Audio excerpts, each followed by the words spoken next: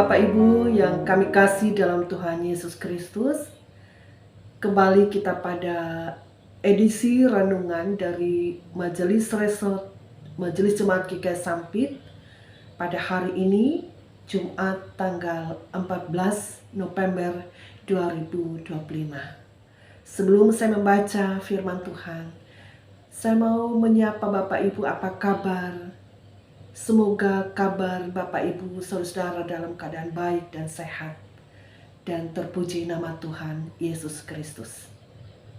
Adapun nas yang menjadi dasar renungan kita pada malam hari ini, yaitu sesuai Almanak Nas Gereja Kalimantan Evangelis, diambil dari kitab Yesaya pasal 59 ayat 1 sampai ayat 15 bagian A. Di bawah judul dosa adalah penghambat keselamatan. Tetapi pada kesempatan renungan singkat ini, saya hanya membaca ayat 1 sampai 2. Firman Tuhan berkata demikian. Sesungguhnya tangan Tuhan tidak kurang panjang untuk menyelamatkan, dan pendengarannya tidak kurang tajam untuk mendengar. Ayat kedua, tetapi yang merupakan pemisah antara kamu dan Allahmu ialah segala kejahatanmu, dan yang membuat dia menyembunyikan diri terhadap kamu sehingga ia tidak mendengar. Ialah segala dosamu. Demikian firman Tuhan, Bapak Ibu yang saya kasih dalam Tuhan Yesus Kristus. Dan pada kesempatan ini saya membawa kita kepada renungan, terutama dari ayat 1 sampai 2 tadi. Dan temanya adalah dosa memisahkan manusia dari Tuhan. Saya ulangi temanya, dosa memisahkan manusia dari Tuhan. Bapak Ibu dalam ayat 1 sampai 2 dengan jelas menyatakan bahwa tangan Tuhan tidak kurang panjang untuk menyelamatkan, tetapi dosa dan kejahatan manusia lah yang menciptakan pemisah antara manusia dengan Allah. Hal itu kita dapat lihat mulai dari ayat 3 sampai 8. Di situ mencatat bahwa pada zaman Nabi Yesaya, umat Israel menghadapi kesalahan dan kegagalan mereka sendiri, termasuk praktek-praktek kebohongan, ketidakadilan, dan kekerasan. Dilanjutkan dalam ayat 4, kemudian ayat 9 sampai 15a, di situ juga menggambarkan ketidakadilan dan kebenaran di tengah masyarakat. Sebab itu dikatakan oleh mereka, keadilan jauh daripada mereka. Hukum yang benar ditolak.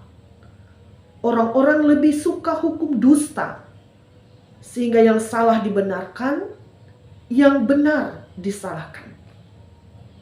Itu yang terjadi di tengah-tengah umat Israel. Nah, Bapak Ibu yang saya kasih dalam Tuhan Yesus Kristus, orang-orang menempuh jalan yang bengkok dikatakan, penuh tipu daya, dan mengabaikan perdamaian. Kejahatan ini menyebabkan keterpisahan dari Allah dan pasti akan membawa penderitaan.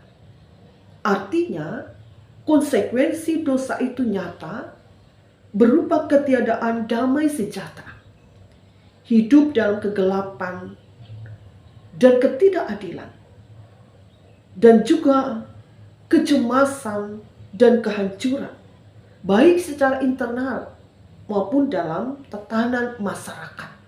Itu yang terjadi sebagaimana yang difirmankan dalam Yesaya pasal 59 ayat 1 sampai 15 bagian A.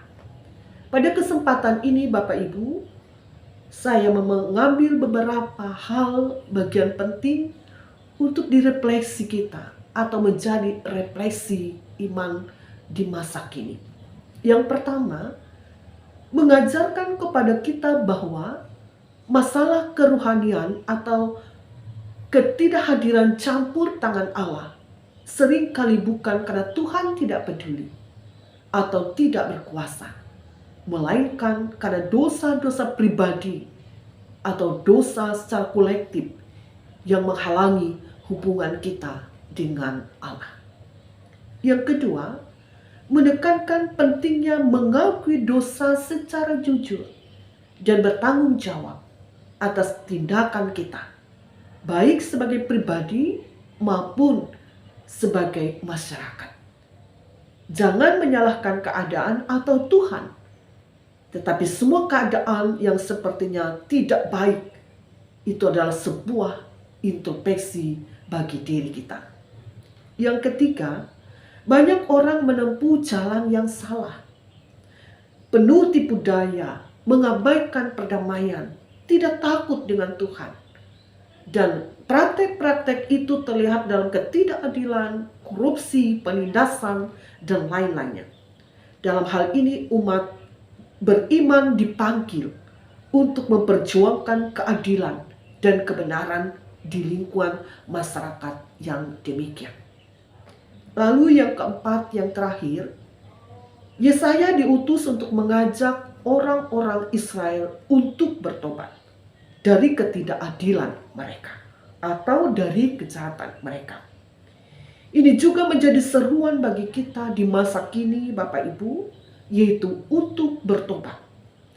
Bertobat dengan tulus hati, kembali kepada ajaran yang benar, yaitu firman Tuhan yang menjadi standar moral kita. Iman yang sejati dikatakan harus diwujudkan dalam perubahan perilaku dan tindakan nyata yang mencerminkan keadilan dan kebenaran. Demikian firman Tuhan. Berbahagialah orang dan diberkatilah kita yang mendengar dan melakukan firman Tuhan. Amin. Mari kita berdoa. Terpuji namamu Tuhan Yesus Kristus. Melalui firman Tuhan, melalui perenungan ini, menyadarkan kami bahwa Engkau sebenarnya adalah Tuhan yang menyelamatkan.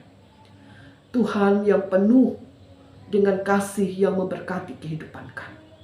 Tapi kadangkala dosa dan kesalahan, kejahatan yang ada pada diri kami menjadi pemisah dan penghalang akan kebaikan dan cinta Tuhan itu. Maka sebab itu melalui perenungan ini menjadi introspeksi diri bagi kami. Jika kami memiliki kesalahan dan dosa, maka kami datang kepadamu, bertobat, memohon ampun agar kami berkenan di hadapan Tuhan. Jadikanlah kami setiap pribadi mampu mengakui dosa kami, membawa keluarga kami hidup takut akan Tuhan. Bahkan menjadi berkat bagi orang-orang yang ada di sekitar kami. Bahkan bagi orang-orang yang berada di tempat di mana mereka berada, di tengah-tengah ketidakadilan, penderitaan, dan hukum yang tidak diberlakukan dengan benar. Maka kehadiran Tuhanlah yang menegakkan keadilan kebenaran di atas semua itu. Sehingga dunia, bahkan kehidupan kami di tengah masyarakat ini, di tengah bangsa kami ini, hidup dalam damai sejahtera. Damai sejahtera hadir di tengah kehidupan persekutuan jemaat gereja. Damai sejahtera hadir di tengah kehidupan keluarga, bahkan kehidupan anak-anak kami, ya Tuhan. Di dalam nama Tuhan Yesus Kristus kami berdoa, mengucap syukur, menyerahkan seluruh keberadaan hidup kami sepanjang malam ini, bahkan sampai kami bangun besok, kami selalu ingat akan firman Tuhan dan melakukannya. Dalam nama Tuhan Yesus Kristus kami berdoa. Amin. Selamat malam Bapak Ibu, Tuhan Yesus memberkati kita. Shalom.